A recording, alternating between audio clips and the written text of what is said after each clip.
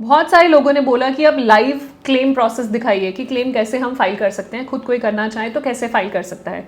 तो आज की वीडियो में हम आपके लिए लेकर आए हैं कि नीवा बुपा हेल्थ इंश्योरेंस अगर आपकी पॉलिसी है और आप क्लेम फाइल करना चाह रहे हो जो कि रीइंबर्समेंट क्लेम है, तो कैसे फाइल कर सकते हो। सो इस वीडियो में हम डिटेल प्रोसेस आपको दिखाएंगे स्टार्ट से लेके एंड तक कि कैसे आप अपनी नीवा बुपा हेल्थ पॉलिसी में क्लेम फाइल कर सकते हैं, किस तरीके से कर सकते हैं। एक तो ऑप्शन है कि आप नीवा बुपा ऐप के थ्रू भी कर सकते हैं, दूसरा है आप वेब के थ्रू कर सकते हैं, वेबसाइट के थ्रू। वो वेबसाइट के थ्रू पूरा प्रोसेस हम आपको आज दिखा रहे हैं। सो वीडियो शुरू करने से पहले अपने आपको इंट्रोड्यूस करना चाहूंगी। मेरा नाम है गुरलीन कौटिकू, मैं हूं सर्टिफाइड फाइनेंशियल प्लानर।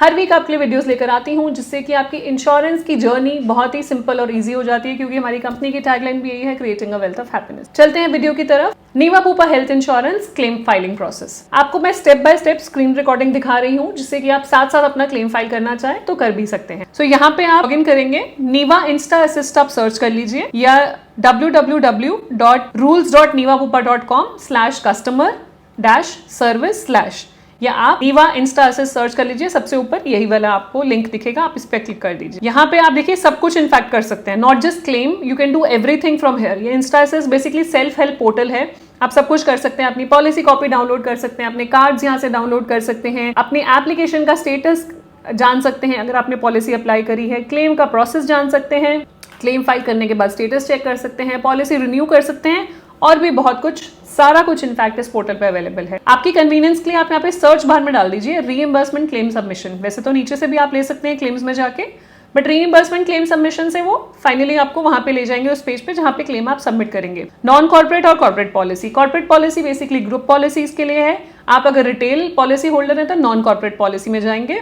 वहां पे ऊपर ऑप्शन है जो आप सिलेक्ट कर सकते हैं, जैसे मैंने यहाँ पे पॉलिसी नंबर सिलेक्ट करा, यहाँ पे आप फोन नंबर से भी फेच कर सकते हैं अपनी पॉलिसी। यहाँ पे जैसे मैंने पॉलिसी नंबर सेलेक्ट करा, रजिस्टर्ड जो डेट ऑफ बर्थ है वो डालेंगे, सबमिट करेंगे। उससे पहले मैं आपको बता दूं कि आपके पास जो डॉक्यूमेंट्स है वो रेडी होने चाहिए जो आपको अपलोड करने हैं यहाँ पे क्लेम के। डॉक्यूमेंट्स क्या है? केवाईसी डॉक्यूमेंट्स, पैन कार्ड, आधार कार्ड और कैंसिल चेक, जिस बैंक में आपको अमाउंट चाहिए, ये तीनों चाहिए प्रपोजर के।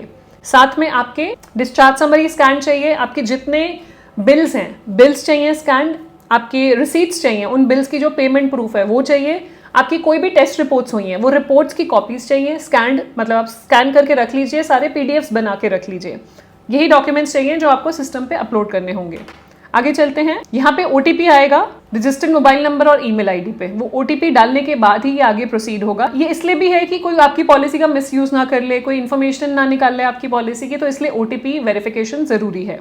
ओटीपी डालने के बाद हम कंटिन्यू करेंगे। अब यहाँ पे दिख रहा है कि कोई भी क्लेम आपका अंडर प्रोसेस नहीं है, यहाँ पे आपको शो होगा। अगर मान लीजिए कोई पुराने क्लेम्स है तो दिखेगा कि सेटल्ड है या नॉट पेएबल था या अंडर प्रोसेस है, तो यहाँ पे 0 है, कोई भी इन प्रोग्रेस नहीं है, सेटल्ड नहीं है और नॉट पेएबल है। तो क्रिएट न्यू क्लेम पे जाएंगे, क्रिएट न्यू क्लेम पे जाएंगे, ऑटोमेटिकली वो पॉलिसी नंबर के साथ अगर एक पॉलिसी कोई फैमिली फ्लोटर है तो यहाँ पे मेंबर्स दिख जाएंगे कि मल्टीपल मेंबर्स है, तो आप मेंबर सिलेक्ट कर लेंगे किसके लिए आप क्लेम फाइल कर रहे हैं। अगर इंडिविजुअल पॉलिसी है तो वो ऑटोमेटिकली सिंगल नेम ही आएगा, उनका जेंडर डालेंगे, डेट ऑफ बर्थ, ये ऑटोमेटिक फेच हो जाएगा जैसे आप नेम सिलेक्ट करेंगे। Save and next. अब किस चीज का क्लेम आप फाइल कर रहे हैं, टाइप ऑफ क्लेम क्या है, हॉस्पिटलाइजेशन है, प्री पोस्ट हॉस्पिटलाइजेशन है, फिक्स्ड बेनिफिट क्लेम आप फाइल कर रहे हो, डे केयर प्रोसीजर है, तो यहाँ पे आप सिलेक्ट कर लेंगे।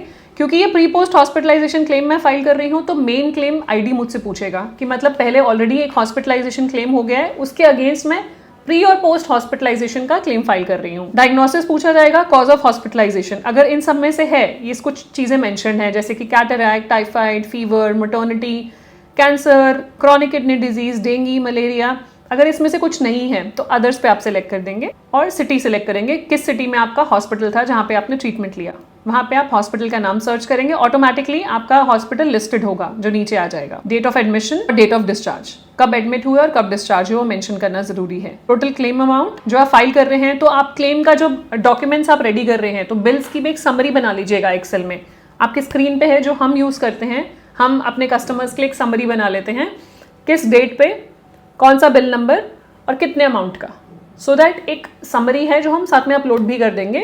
आपको भी क्लियर है आप कितने का बिल फाइल कर रहे हैं, उसका ब्रेकअप क्या है, और जो क्लेम अप्रूव कर रहे हैं इंश्योरेंस कंपनी की साइड से उनको भी क्लियर है। तो यहाँ पे हम क्लेम अमाउंट डालेंगे एंड सेव एंड नेक्स्ट। यहाँ पे बैंक डिटेल्स आपसे मांगी जा रही हैं, जैसे जो प्रपोजर है वही उन्हीं के अकाउंट में पैसा जाएगा, और फिर हम जाएंगे save and next. Details verify नहीं कर पा रहा बैंक डिटेल्स की, तो आप स्किप कर देंगे ये स्टेप, स्किप अकाउंट वेरिफिकेशन। अब यहाँ पे देखिए डॉक्यूमेंट्स का लिस्ट आ गई कि क्या क्या आपको अपलोड करना है। मैंने आपको कहा था डिस्चार्ज समरी आप कर लीजिए, यहाँ पे डिस्चार्ज समरी अपलोड करेंगे। यहाँ पे कुछ रिक्वायरमेंट्स हैं, जो फाइल साइज है that should be up to 5 MB। 5 MB से ऊपर की फाइल नहीं जाएगी।